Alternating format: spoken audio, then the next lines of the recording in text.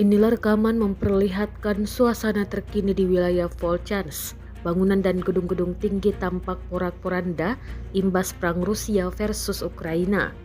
Rekaman drone yang memperlihatkan suasana Volchansk beredar di Telegram pada Sabtu 13 Juli 2024. Dalam keterangan unggahan disebutkan bangunan hancur akibat saling serang. Usai saling serang, pasukan Rusia dan Ukraina saling klaim wilayah tersebut. Pasukan Rusia sendiri mengklaim di Volchansk memanfaatkan mundurnya angkatan bersenjata Ukraina dan berhasil menyeberangi sungai Volchia.